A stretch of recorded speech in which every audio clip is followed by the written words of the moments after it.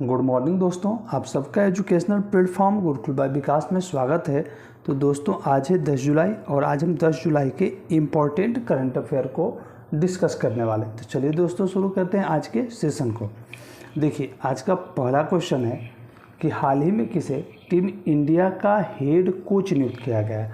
तो दोस्तों अभी हाल ही में टीम इंडिया का हेड कोच जो है वो गौतम गंभीर को नियुक्त किया गया है, यानी कि ऑप्शन नंबर ए सही है। जैसा कि राहुल द्रविड़ जिनका जो टाइम है वो अभी जो T20 वर्ल्ड कप हुआ है इस तक ही सीमित था, यानी कि राहुल द्रविड़ के स्थान पर गौतम गंभीर को टीम इंडिया का हेड कोच नियुक्त किया गया है। और गौतम गंभीर का जो टाइम पीरियड है वो दिसंबर 2027 तक निर्धारित किया गया है। ओके चलिए देखते हैं।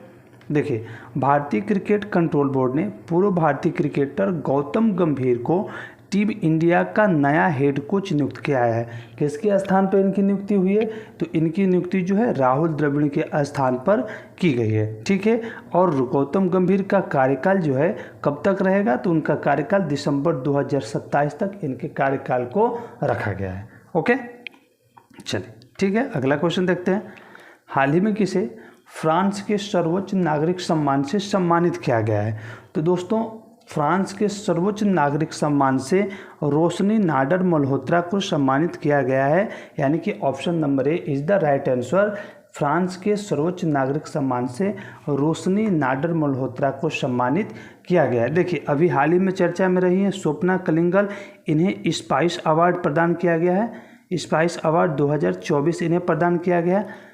ध्रुव सीतवाला आप भी बताइए, कमेंट में कीजिए कि ध्रुव सीतवाला ये भी चर्चा में रहे हैं। इन्हें एशियाई बिलियर्ड्स चैंपियनशिप का खिताब मिला है। किसे? ध्रुव सीतवाला को एशियाई बिलियर्ड्स चैंपियनशिप का खिताब मिला है। और डॉक्टर उषा ठाकुर, ये भी कुछ दिनों पहले हम लोगों ने पढ़ा है कि डॉक्टर उषा ठाकुर जिन्हें 12वां विश्व हिंदी सम्मान से सम्मानित किया गया, 12वां विश्व हिंदी सम्मान से इन्हें सम्मानित किया गया है। ओके चलिए जान लेते हैं इसके बारे में।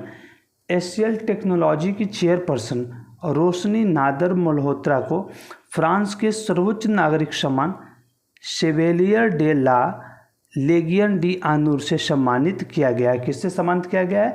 फ्रांस का जो सर्वोच्च नागरिक सम्मान है शेवेलियर डे ला लेगियन डी आनूर से सम्मानित किया गया है। ओके देखिए फ्रांस ने रोशनी मल्होत्रा को ये सम्मान क्यों प्रदान किया? तो उन्हें यह सम्मान जो है व्यवसाय में उनकी योगदान और स्थिरता के लिए प्रदान किया गया है। किसके लिए? तो व्यवसाय में उनकी योगदान और स्थिरता के लिए उन्हें फ्रांस के सर्वोच्च नागरिक सम्मान से सम्मानित किया गया है। ठीक है, नेक्स्ट क्वेश्चन देखते हैं। देखिए नेक्स्ट क्वेश्चन है कि पेरिस ओलंपिक 2024 के लिए किसे भारतीय दल का प्रमुख बनाया गया है? तो दोस्तों पेरिस ओलंपिक जो कि जुलाई 16 से शुरू होने वाला है, तो पेरिस ओलंपिक 2024 के लिए भारतीय दल का जो प्रमुख है वो गगन नारंग को बनाया गया है। किसे बनाया गया है? तो गगन नारंग को बनाया गया है। ओके अब देखिए नीरज चोपड़ा जिन्हें पेरिस ओलंपिक में 28 सदस्यीय एथलीट टीम की प्रतिनिधित्व करेंगे। ठीक है, कौन करेंगे प्रतिनिधित्व? 28 सदस्यीय एथलीट टीम की नीरज चोपड़ा, जिसमें 17 पुरुष एथलीट है और 11 जो है वो महिला एथलीटों की संख्या है। ओके देखिए विश्वनाथन आनंद जो कि ये भी अभी फिलहाल में चर्चा में रहे, हम लोगों ने पिछले क्लास में पढ़ा है, इन्होंने 10वां लियोन मास्टर्स खिताब जीता है। किसने?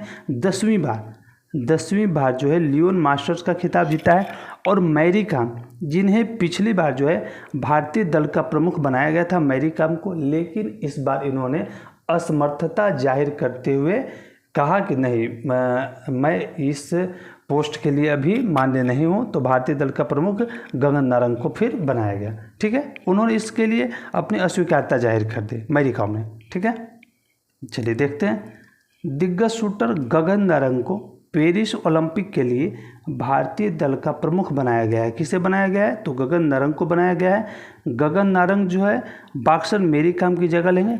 जैसा कि मैरी कॉम ने असमर्थता जाहिर कर दी, उनके जगह पर गगन नारंग को बनाया गया। अब देखिए ओपनिंग सेरेमनी में दिग्गज बैडमिंटन खिलाड़ी पीवी सिंधु भारत की महिला ध्वजवाहक होगी। जब इसका पेरिस ओलंपिक का ओपनिंग होगा तो उस समय बैडमिंटन खिलाड़ी पीवी सिंधु को भारत की महिला ध्वजवाहक होगी, और टेबल टेनिस खिलाड़ी अचंता शरत कमल जो है पुरुष ध्वजवाहक के तौर पर घोषित किए गए। यानी कि महिला ध्वजवाहक कौन होगी, पीवी सिंधु, और पुरुष ध्वजवाहक के तौर पर किसे घोषित किया गया है, तो टेनिस खिलाड़ी अचंता शरत कमल को। ओके, चलिए नेक्स्ट क्वेश्चन देखते हैं।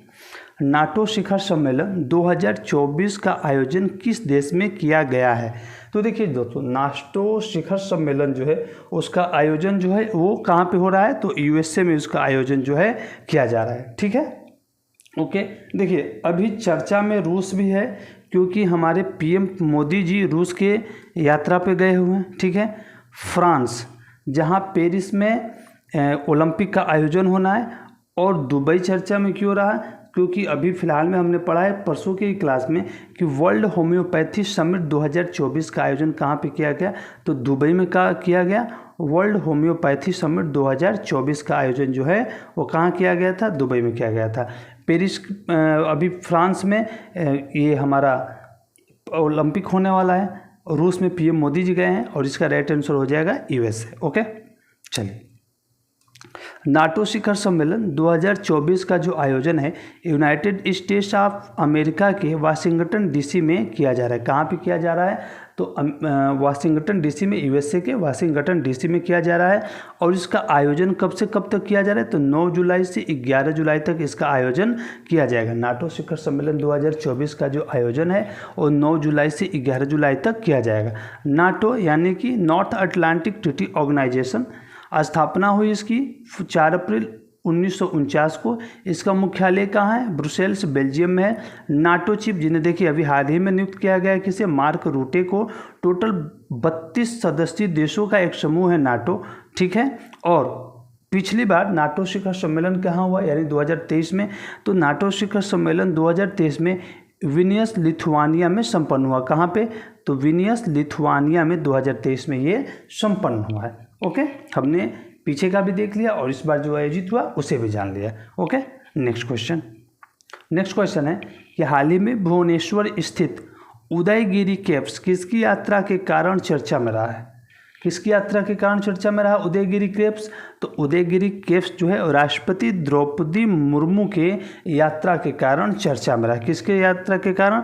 तो राष्ट्रपति द्रौपदी मुर्मू के यात्रा के कारण चर्चा में रहा। अभी मोदी जी रूस की यात्रा पे गए हुए हैं, उनके साथ एस जयशंकर भी गए हुए हैं, विदेश मंत्री हमारे।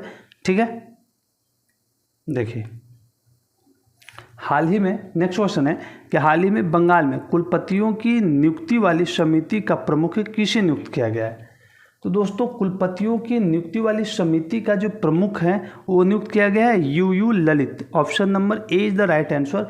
यू ललित को कुलपतियों की नियुक्ति वाली समिति का अध्यक्ष जो है वो नियुक्त किया गया, यानी डिसाइड करेंगे कि बंगाल में किसे कुलपति नियुक्त करना है। ठीक है, अब देखिए धीरेन्द्र ओझा, जो कि इनका भी नाम अभी फिलहाल में रहा। धीरेन्द्र ओझा अभी हमने पढ़ा है पिछले ही क्लास में।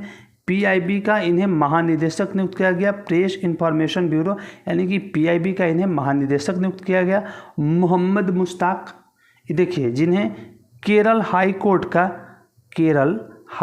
का कार्यवाहक, क्या बताइए, कार्यवाहक मुख्य न्यायाधीश, इन्हें नियुक्त किया गया।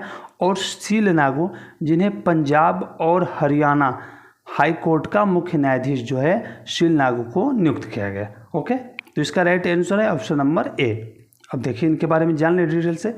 सुप्रीम कोर्ट ने देश के पूर्व चीफ जस्टिस यू ललित को बंगाल में कुलपतियों की नियुक्ति के लिए समिति का प्रमुख नियुक्त किया है। क्या नियुक्त किया है? तो समिति का प्रमुख नियुक्त किया है।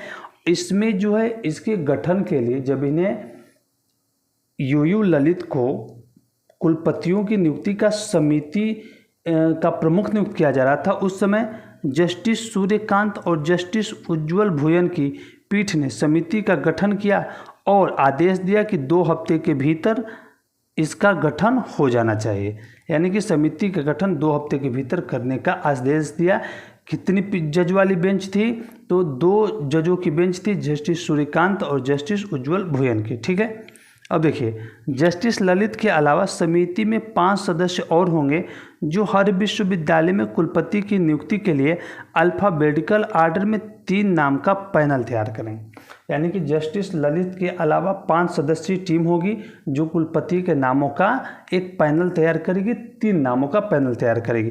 और ये भी कहा गया है कि जो इनकी नियुक्ति है ना वो 3 महीने के अंदर हो जानी चाहिए। 3 महीने का एक कार्यकाल निर्धारित किया गया है, ठीक है। और इस समिति जो 5 सदस्यीय समिति है, इनका पारिश्रमिक, इनका वेतन कौन प्रदान करेगा? तो राज्य सरकार जो है इनके वेतन का वहन करेगी। ओके, नेक्स्ट क्वेश्चन देख लें। हाल ही में किस राज्य के स्कूलों में प्राण प्रतिष्ठा उत्सव दिवस मनाने की घोषणा की गई है?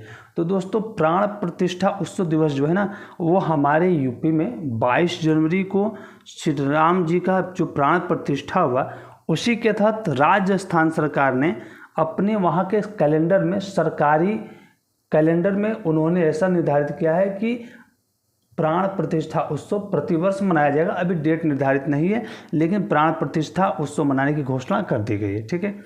मध्य प्रदेश चर्चित रहा किस लिए? तो लोकपत मोबाइल ऐप कहाँ पे लॉन्च किया गया? तो मध्य प्रदेश में लॉन्च किया गया। महाराष्ट्र क्यों चर्चा में रहा? तो महाराष्ट्र जो है 1 जुलाई को वहाँ के मुख्यमंत्री एकनाथ शिंदे द्वारा मुख्यमंत्री माझी लड़की बहन योजना का शुभारंभ किया गया। और नई दिल्ली किस लिए चर्चा में रहा? क्योंकि नई दिल्ली में AI ग्लोबल इंडिया शिखर सम्मेलन का आयोजन किया गया और अंतर्राष्ट्रीय खिलौना महोत्सव का भी आयोजन जो है वो दिल्ली में ही किया गया। ओके, चलिए देखिए, उत्तर प्रदेश के अयोध्या में 22 जनवरी को रामलला की प्राण प्रतिष्ठा के ऐतिहासिक आयोजन को राजस्थान सरकार ने अपने शैक्षणिक कैलेंडर में शामिल किया, ठीक है। ओके, अब वहाँ के प्रदेश के शिक्षा मंत्री कौन है? मदन दिलावर ने सरकारी स्कूलों में प्रतिवर्ष प्राण प्रतिष्ठा उत्सव दिवस मनाए जाने की घोषणा की है। यानी कि जो 22 जनवरी को अयोध्या में प्राण प्रतिष्ठा हुई है उसी के तौर पर राजस्थान सरकार के शिक्षा मंत्री मदन दिलावर ने प्राण प्रतिष्ठा उत्सव दिवस प्रतिवर्ष मनाने की घोषणा की है। ओके, नेक्स्ट क्वेश्चन देख लेते हैं। NCPCR अध्यक्ष प्रियांक कानूनगो ने किस राज्य की अभ्रक खानों को बाल श्रम मुक्त घोषित किया है?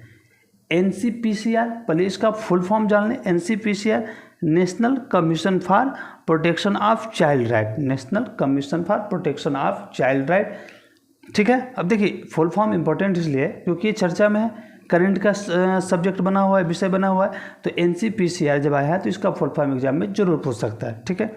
अब देखिए इसका राइट आंसर क्या हो जाएगा? बाल श्रम मुक्त घोषित किया किस राज्य को? तो झारखंड। झारखंड को जो है प्रियांक कानूनगो ने अभ्रक खानों को बाल श्रम मुक्त घोषित किया हुआ है, ठीक है। अब यहाँ पे एक चीज़ और देखिए, ये जो NCPCR है इसका स्थापना, इसे कब इस्टेब्लिश किया गया था? तो इसे इस्टेब्लिश किया गया था मार्च 2007 में। और किस सेक्शन के अंडर में? तो देखिए commission for protection of child right act 2005 के अंडर में इसे जो है वो लागू किया गया था। ओके दोस्तों, आज के लिए जो भी इम्पोर्टेंट करंट थे हमने आपके साथ डिस्कस किया। सो दोस्तों प्लीज़ आपसे रिक्वेस्ट है कि अगर आपको हमारे सेशन पसंद आया तो प्लीज़ आप हमारे यूट्यूब चैनल गुरुकुल बाय विकास को लाइक करें, शेयर करें और सब्सक्राइब करें, ठीक है दोस्तों। मिलते हैं कल के सेशन में, तब तक के लिए आप सबका बहुत बहुत धन्यवाद। Thank you.